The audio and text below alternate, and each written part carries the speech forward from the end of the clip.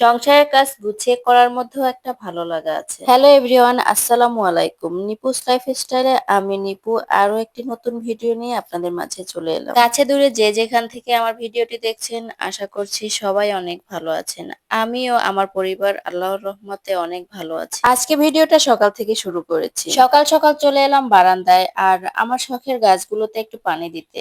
আসলে শখের জিনিসে কিন্তু যত্ন করতে খুবই ভালো লাগে। মানি প্লান্ট গাছ আমার খুবই পছন্দের, আর আমি যতটা জানি সব গৃহিণীদেরই মোটামুটি মানি প্লান্ট গাছটা খুব পছন্দের হয়ে থাকে। আর তার অন্যতম কারণ হচ্ছে মানি প্লান্ট গাছ দিয়ে কিন্তু খুব সুন্দরভাবে ঘর সাজানো যায়। আমার কাছে তো মানি প্লান্ট গাছ দিয়ে ঘর সাজাতে খুবই ভালো লাগে। তাছাড়া এই গাছগুলোর জন্য কিন্তু খুব একটা যে যত্নের প্রয়োজন তেমনটা নয়। এই গাছগুলোতে কিন্তু খুব একটা আলো বাতাসের প্রয়োজন হয় না, খুবই অল্প আলোতে কিন্তু এই গাছগুলো খুব সুন্দরভাবে বৃদ্ধি হয়। আমি হয়তো সপ্তাহে এক দুবার বারান্দায় দিই গাছগুলো, তাছাড়া ম্যাক্সিমাম টাইম গাছগুলো বাসার ভিতরেই থাকে। আজকে কিন্তু আমি একটু সকাল সকালই ঘুম থেকে উঠেছি, কারণ হচ্ছে আপনাদের ভাই আজকে বাজারে যাবে, আর যেদিন বাজার করে সেদিন কিন্তু কোনো কাজই করার সময় হয় না।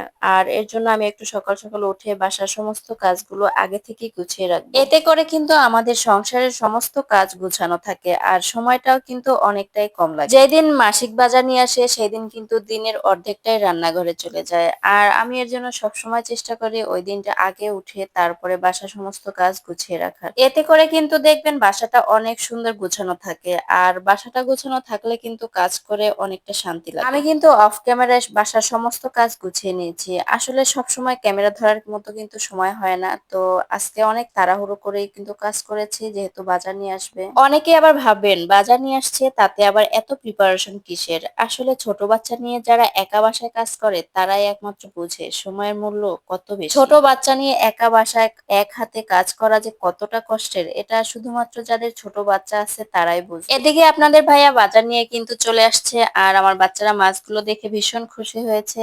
আর আমি ভাবতেছি এতগুলো মাছ একা একা কিভাবে করবো। এখানে কিন্তু পাবদা আর ছোট মাছ দুটোই নদীর মাছ, আর আমরা যেহেতু বরিশালের মানুষ নদীর মাছটা খেতে ভীষণ পছন্দ করি। পাশে হচ্ছে সাগরের সুরমা মাছ। এই সুরমা মাছটা কিন্তু আমার বাচ্চারা ফ্রাই খেতে ভীষণ পছন্দ করে। এতগুলো ছোট ছোট মাছ দেখে মনে মনে ভীষণ রাগ করতেছি, কিন্তু কি করার আছে, জামাইরে কিছুই বলতে পারতাছি না। কারণ হচ্ছে আমি নিজেই কিছুদিন আগে জামাইরে বলছিলাম আমার ছোট মাছ খেতে ইচ্ছে করে, তার মধ্যেই দেখি আমার কাজের খালাটা চলে আসছে। ওই যে বলে না, যার কেউ নেই তার আল্লাহ আছে। খালাকে বলার সাথে সাথে কিন্তু খালা মাছগুলো কাটা শুরু করে দিয়েছে, আর আমি এদিকে দুপুরে রান্না শুরু করে দিই। খালা কিন্তু খুবই অল্প সময়ে খুবই সুন্দরভাবে মাছগুলো কেটে ধুয়ে সুন্দরভাবে দিয়েছে। আমাদের ভিডিওতে সবকিছুই কত সহজ দেখায়, মাছ কেটে ধুয়ে তারপরে আমি এখন রান্না বসিয়ে দিয়েছি, সবকিছুই কত সহজ মনে হচ্ছে। আসলে অফ ক্যামেরায় কিন্তু অনেকটা কঠিন, অনেকটা সময়ের ব্যাপার। আমরা কিন্তু ভিডিওগুলো সব সময় সুন্দর এবং সহজগুলোই তুলে ধরার চেষ্টা করি, যেটা থেকে অনেকেই ভাবে ভিডিও করা তো অনেক সহজ, শুধু আমরা করি না এই আর কি। যাই হোক, সমালোচনা করার জন্য তো কিছু মানুষ দরকার, তাই না? তবে তাদেরকে বলছি আপনারা ভিডিও করেন, ভিডিও বানান, দেখবেন কতটা সহজ। অনেক কথাই বলে ফেললাম। যাই হোক, যদি কারো খারাপ লেগে থাকে তাহলে অবশ্যই ক্ষমা দৃষ্টিতে দেখবেন। ছোট মাছ আমি সবসময়ের জন্য হাতে মেখে রান্না করি, আর হাতে মেখে রান্নার মাছটা আমার কাছে বেশি ভালো লাগে। আপনাদের সাথে গল্প করতে করতে কিন্তু আমার রান্না প্রায় শেষের দিকে, আর এখন আমি জিরার গুঁড়ো দিয়ে দিব।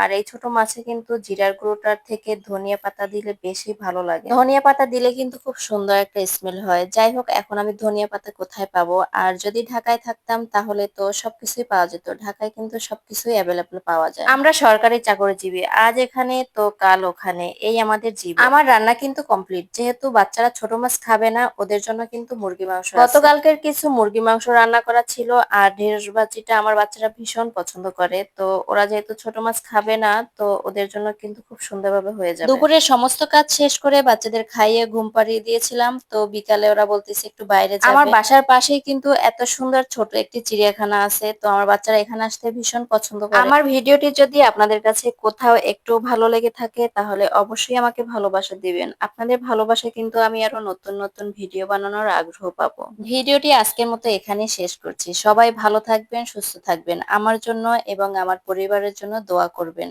আসসালামু আলাইকুম।